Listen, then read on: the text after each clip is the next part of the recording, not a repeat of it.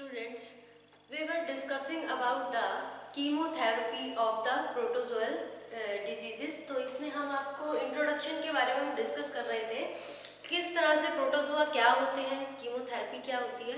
So let's discuss about the, कल जो हम कर रहे थे प्रीवियसली हम डिस्कस कर रहे थे अबाउट द मैकेनिज्म की, जो प्रोटोजोआ होता है, जो भी इसमें अमीबा की बात कर रहे थे, कुछ इन्वेसिव फेज में होता है और कुछ नॉन इन्वेसिव फेज में होता है। अब बात करें इसका मैकेनिज्म कैसा है, ये काम कैसे करता है। तो इसमें क्या होता है कि एक तरह का मैकेनिज्म या फिर इसकी जो ल्यूमिनल साइकिल जो हमारे इंटेस्टाइन में जाकर किस तरह से काम करता है, तो ये मैं आपको थोड़ा डायग्रामेटिकली एक्सप्लेन करने वाली हूँ। सबसे पहले तो इसमें जो इंटेस्टाइन होती है, हम कह सकते हैं कि आज हमारा है मैकेनिज्म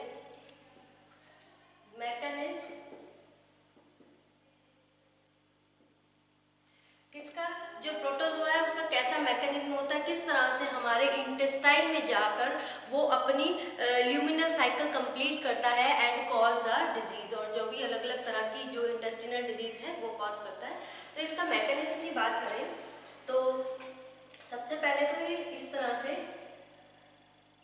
ये हमारी जो इंटेस्टिनल ल्यूमिन है, ये सपोज करो ये हमारा क्या है, इंटेस्टिनल ल्यूमिन है एंड दिस इज फूड, ये हमारा फूड मटेरियल है, फूड।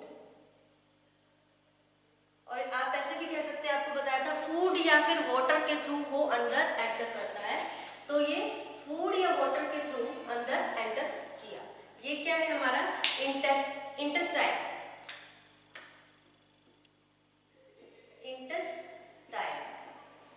अब ये जो फूड है ये क्या है, कंटेमिनेटेड फूड है या फिर कंटेमिनेटेड वाटर के थ्रू ही ये एंटर करेगा।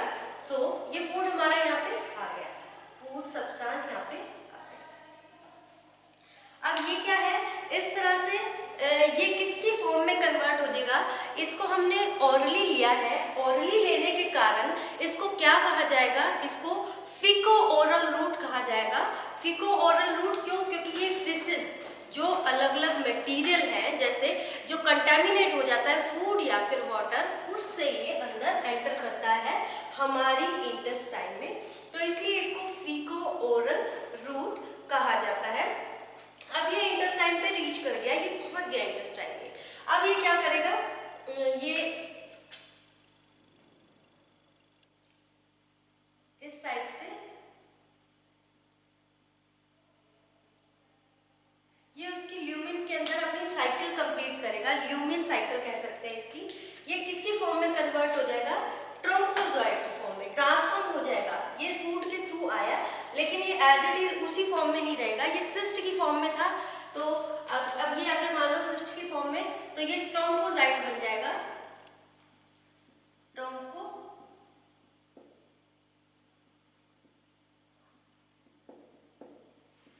ये ट्रोम्फोजाइट की फॉर्म में अपने आप को ट्रांसफॉर्म कर देगा, ट्रोम्फोजाइट की फॉर्म में ट्रांसफॉर्म कर देगा।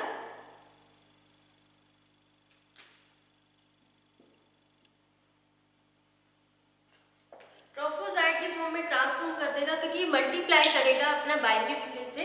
अब ट्रोफोजॉइट्स है, ट्रोफोजॉइट्स मतलब क्या है कि ये एक तरह से अपनी सर्वाइवल के लिए, अपने आप को एक्टिवेट करने के लिए हमारी बॉडी से ही जो फूड है वो न्यूट्रिशन लेगा।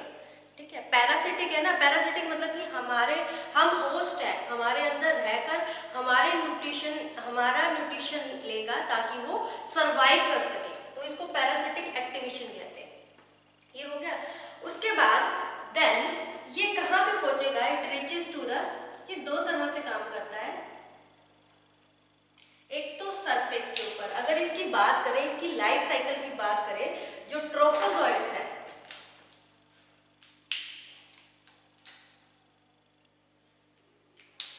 ट्रोफोजॉइट है, it act as two type से लाइफ साइकिल स्टार्ट करता है। ये तो हमारा ऊपर का डायग्राम है, मैं साथ के साथ आपको एक्सप्लेन कर रही हूँ, साथ के साथ इसको ड्रॉ कर रही हूँ। ट्रोफोजॉइट्स ये अपनी लाइफ साइकिल कैसे स्टार्ट करता है, दो तरीके से स्टार्ट करता है अपनी लाइफ साइकिल को।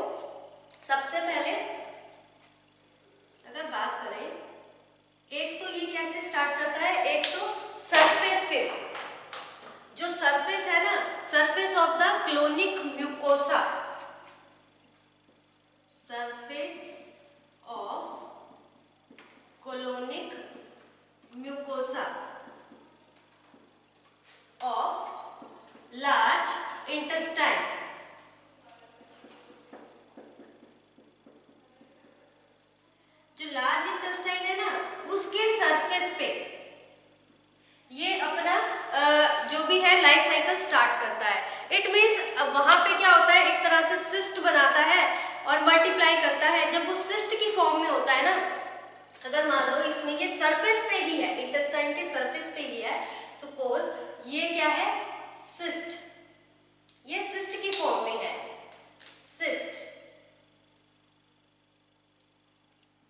सिस्ट की फॉर्म में है, तो ये यानी ये सरफेस पे ही है, ये कैसे एक्ट कर रहा है, अपनी लाइफ साइकिल को कैसे स्टार्ट कर रहा है, ये सिस्ट की फॉर्म में है, तो ये जो स्टूल्स है फिशेस के थ्रू ये बाहर निकल जाएगा, इसमें क्या करेगा, जो भी डिजीज है उसको प्रोपेगेट करेगा।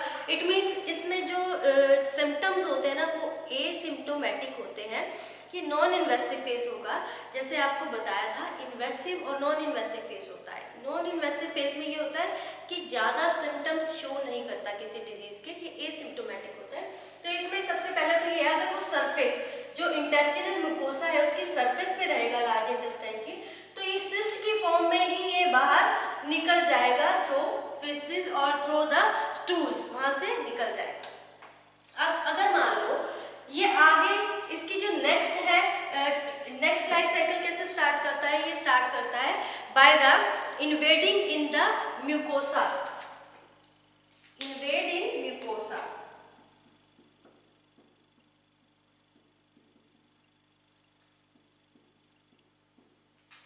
इन्वेड करना म्यूकोसा क्या है, म्यूकोसा के अंदर इन्वेड करना, invade the mucosa, it means mucosa के अंदर प्रोपेगेट कर रहा है, एंटर कर गया उसके अंदर।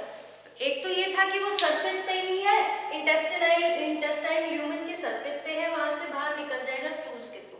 अगर ये एंटर कर गया, प्रोपेगेट कर गया म्यूकोसा के अंदर, तो ये क्या कॉज करता है, ये यहाँ पे सपोज इधर ये अपना लाइफ साइकिल कंप्लीट कर रहा है, यहाँ पे क्या है, इसका लाइफ साइकिल चल रहा है,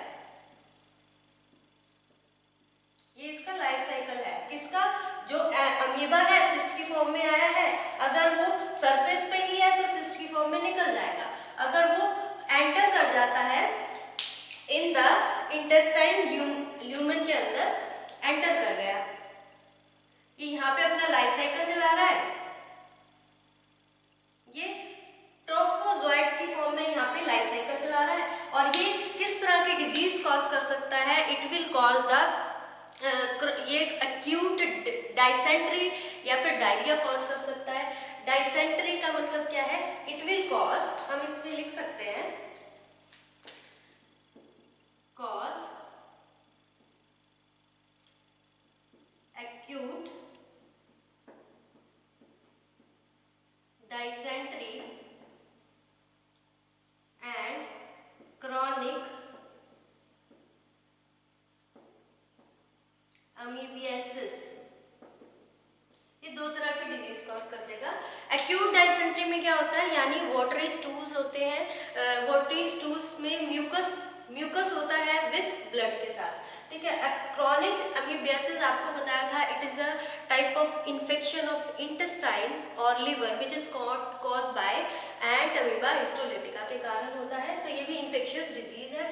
एक्यूट के केस में ये होता है कि थोड़ी बहुत दवाई ली और आप सही हो जाते हैं, जो भी डोज ली आप उसके बाद ठीक हो जाओगे 2-3 डोज के बाद, लेकिन क्रॉनिक में लंबे समय तक it will cause the severe problems cause कर देती है, जैसे अमीबियासिस, जो कि इट में लीड टू द अल्सर।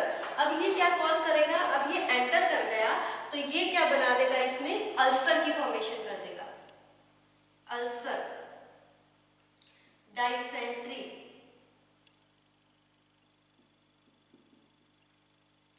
और क्या हो सकता है इसमें, बहुत ही रेयर टू रेयर केस में ये किस में एंटर कर सकता है,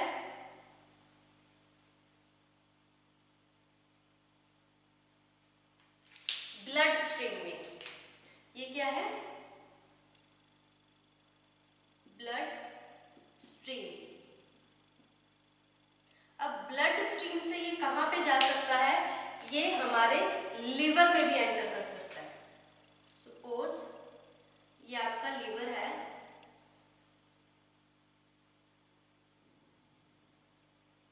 लिवर में एंटर करके liver and it will cause liver abscess, liver abscess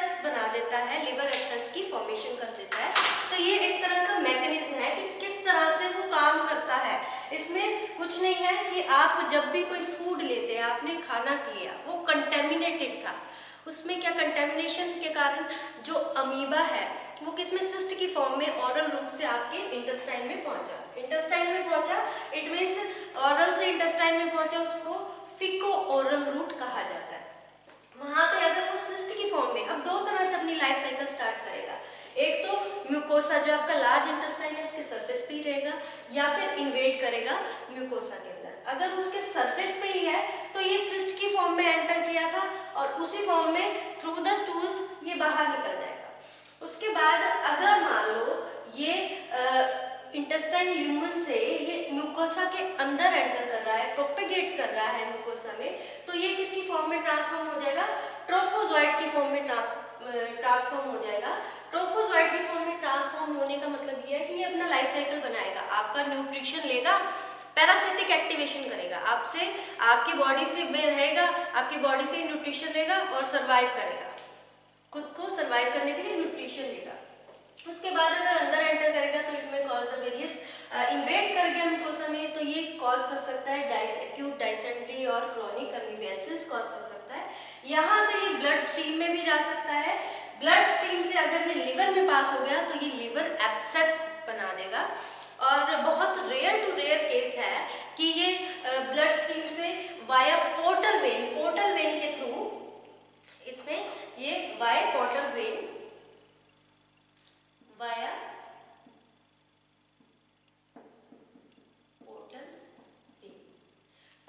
के थ्रू ये लिवर में एंटर करता है। और बहुत रेयर केस होते हैं कि जो दूसरे ऑर्गन्स हैं उनको भी इफेक्ट करता है, दूसरे ऑर्गन जैसे लंग्स हो गई, ब्रेन हो गया, किडनी हो गया, बहुत रेयर केस में। अगर टिश्यू है तो टिश्यू में ये नॉन इन्वेसिव केस की तरह होता है, ये ट्रोफोजोइट की फॉर्म में ही रहता है और ये कुछ इस तरह से इसके जो सिम्टम्स होते हैं टिश्यू के अंदर वो शो नहीं होते, ये नॉन इन्वेसिव होता है। जो आपको बताया था मैंने प्रीवियस लेक्चर में कि 90% नॉन इन्वेसिव होते हैं, बाकी इन्वेसिव होते हैं। सो ये इसका मैकेनिज्म था कि किस तरह से हमारे बॉडी में एंटर किया और किस तरह से उसने अपना इफेक्ट शो किया अमीबा के बारे में। अब हम बात करते हैं अगर इसकी प्रिवेंटिव मेजर्स की, हमें क्या करना चाहिए कि हम इससे बच सकें।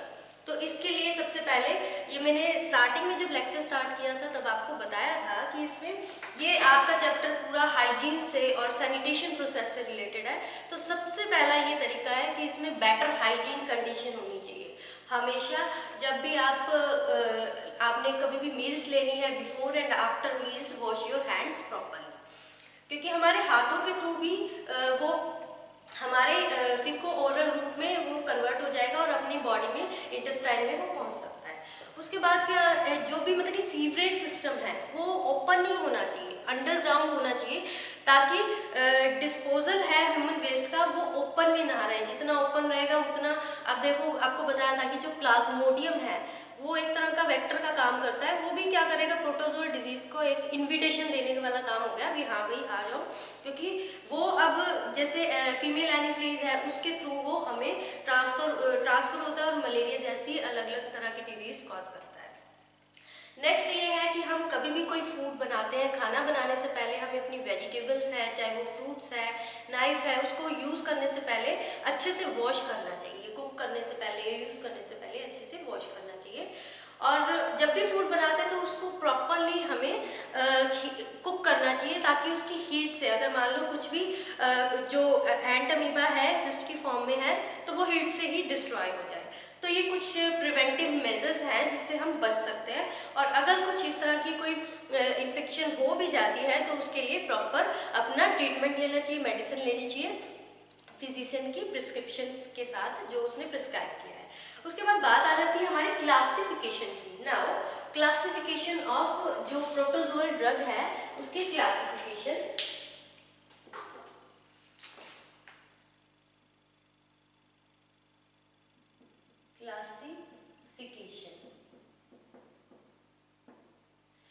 जो प्रोटोजोल ड्रग्स हैं, एंटी अमीबिक ड्रग्स हैं, उनकी क्लासिफिकेशन की बात करें तो इसमें सबसे पहले इसको दो कैटेगरी में, दो क्लास है इसकी। सबसे पहले यहाँ पे हम लिखते हैं क्लास। इसमें सबसे पहली क्लास है इसकी, दैट इज टिश्यू अमीबोसाइट्स।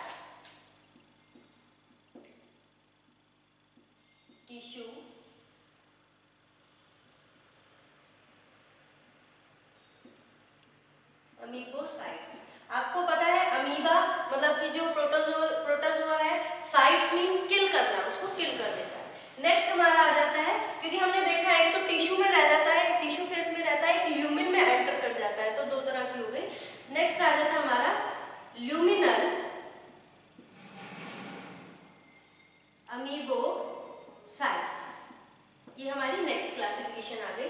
अब इसमें क्या होता है, इसको सब डिवाइड किया हुआ है साइट ऑफ एक्शन के बेस पे। ये दो तरह से है, on the basis of site of action.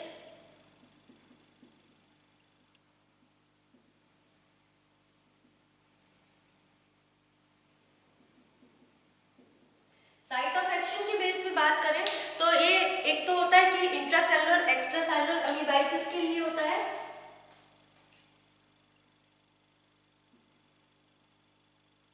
For both intra intestinal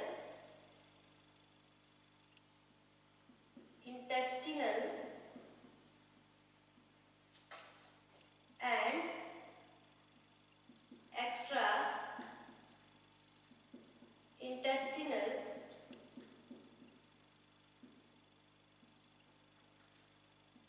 amoebiasis,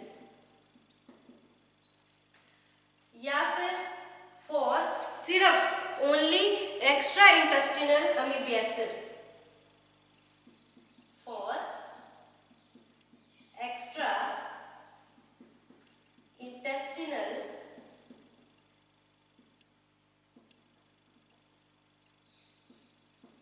amoebiasis। उसके बाद अगर हम इसकी आगे क्लास सब क्लासेस और एग्जांपल्स की बात करें, सब क्लासेस एंड एग्जांपल्स, सब क्लासेस और एग्जांपल्स की बात करें तो इसमें सबसे पहले आ जाता है नाइट्रोइमिडाजोल।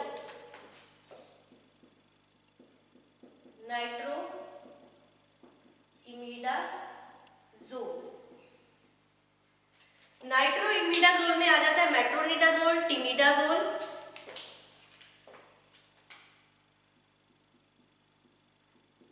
मेट्रोनिडाजोल,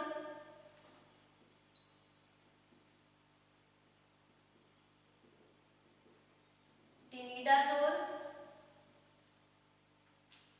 और इसमें आ जाता है सेक्निडाजोल और निडाजोल, सेक्निडाजोल और निडाजोल। ये क्लासेस आ जाती हैं, ये नाइट्रोइमिडाजोल ग्रुप में आ जाती है। उसके बाद अल्कलॉइड्स में आ जाती है,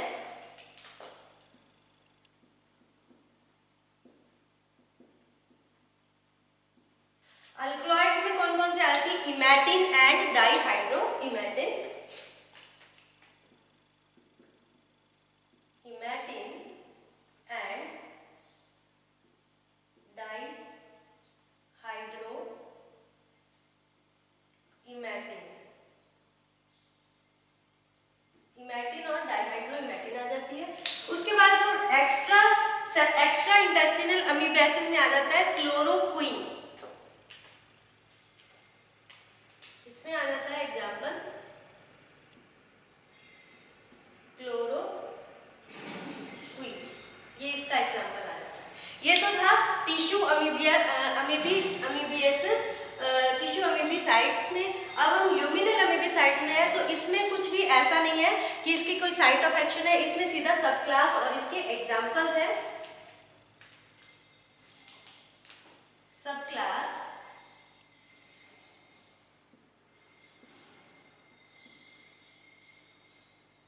एंड एग्जांपल्स।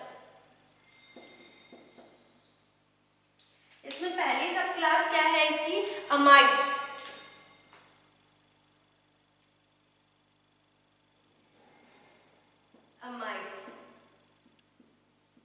अमाइड्स में इसके एग्जांपल आ जाते हैं ड्यूलॉक्सानाइड, फ्यूरोएट, ड्यूलॉक्सानाइड, फ्यूरोएट एंड नीटाजोक्सानाइड, नीटाजोक्सानाइड। उसके बाद जो नेक्स्ट इसमें आ जाती है नेक्स्ट सब क्लास, दैट इज 8 हाइड्रोक्सीक्विनोलिन्स, 8 हाइड्रोक्सीक्विनोलिन्स। इसमें एग्जांपल आ जाता है मोस्टली क्यूनोडॉक्लर,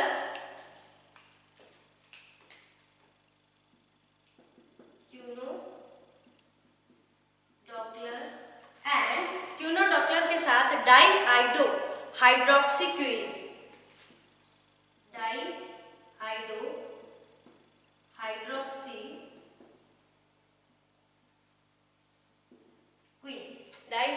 हाइड्रोक्सी क्वीन। उसके बाद जो इसकी नेक्स्ट कैटेगरी है, नेक्स्ट सब क्लास है इसकी, दैट इज एंटीबायोटिक्स।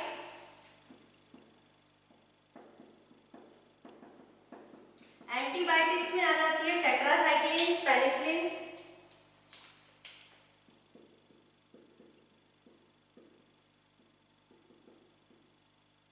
ये एग्जांपल आ गए इसके। सो ये इसकी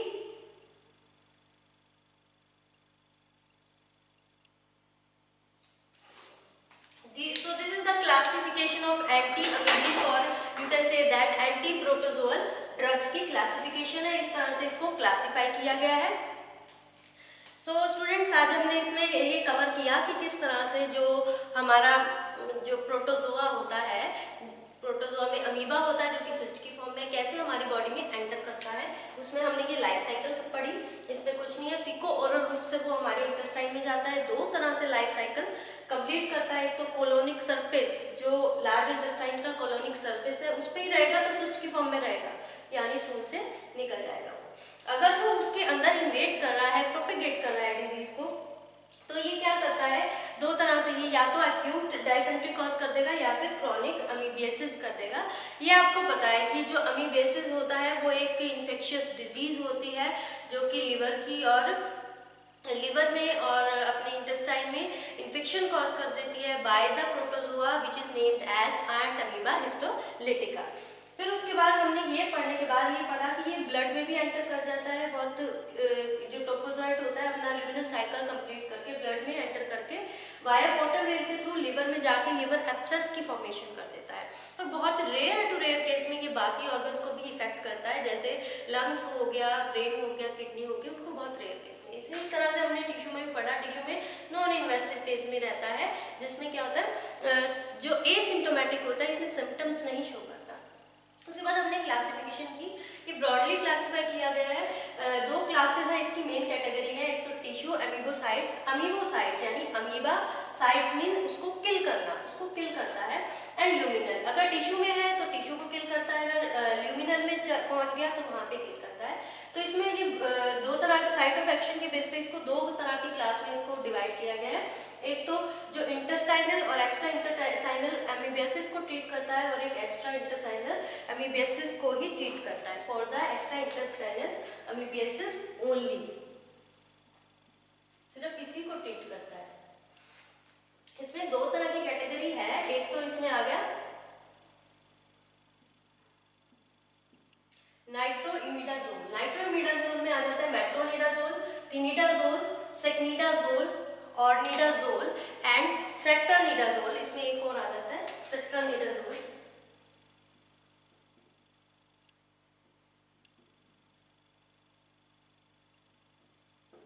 उसके बाद अल्कलॉइड्स में इमेटिन एंड डाइहाइड्रोइमेटिन आ जाता है। इसमें जो सिर्फ एक्स्ट्रा इंटेस्टाइनल अमीबियासिस को ट्रीट करता है, इसमें क्लोरोक्वीन आ जाता है। देन उसके बाद जो हमारा सेकंड जो क्लासिफिकेशन है, सेकंड क्लास है, दैट इज ल्यूमिनल अमीबोसाइट। जो ल्यूमिन में जो अमीबा है उसको किल करता है, उसकी ग्रोथ को रोकता है, उसको किल करता है। इसकी सब क्लास और एग्जांपल्स में आ जाता है अमाइड्स। अमाइड्स में क्या है, डिलॉक्सानाइड, फ्यूरोएट एंड इसका एग्जांपल है नाइट्राजोक्सानाइड, ये भी इसका एग्जांपल है। उसके बाद नेक्स्ट जो इसकी क्लासिफिकेशन है, दैट इज इसकी जो सब क्लास है, दैट इज 8 हाइड्रोक्सीक्यूनोलिन्स, जिसमें क्यूनोडॉपलर आ जाता है। अब ये जो क्यूनोडॉपलर है, इसमें आइडोक्लोरोहाइड्रोक्सीक्यून आ जाता है। आइडो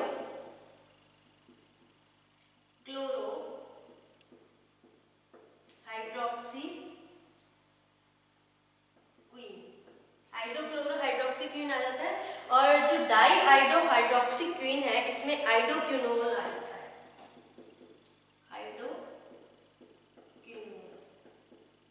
देन उसके बाद जो थर्ड इसकी सब क्लास है, दैट इज एंटीबायोटिक्स। एंटीबायोटिक्स में टेट्रासाइक्लिन्स आ जाता है। So this is about the classification of anti amoebic drugs, of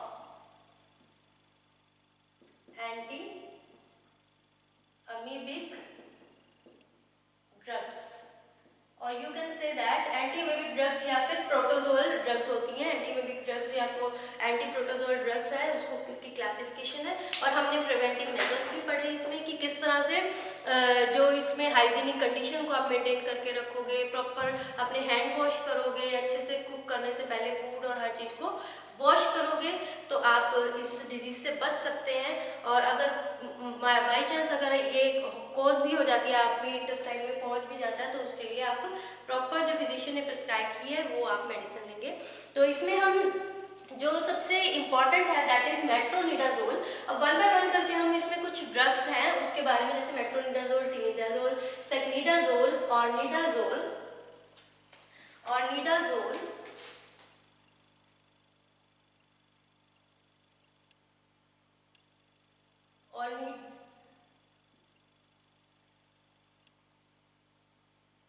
ornidazole, स्ट्रानिडाजोल, इनके बारे में वन बाय वन करके हम डिटेल स्टडी करेंगे, जिसमें मेट्रोनिडाजोल बहुत ज़्यादा इंपॉर्टेंट है। सो नेक्स्ट लेक्चर में हम प्रोसीड करेंगे मेट्रोनिडाजोल के साथ। Thank you students.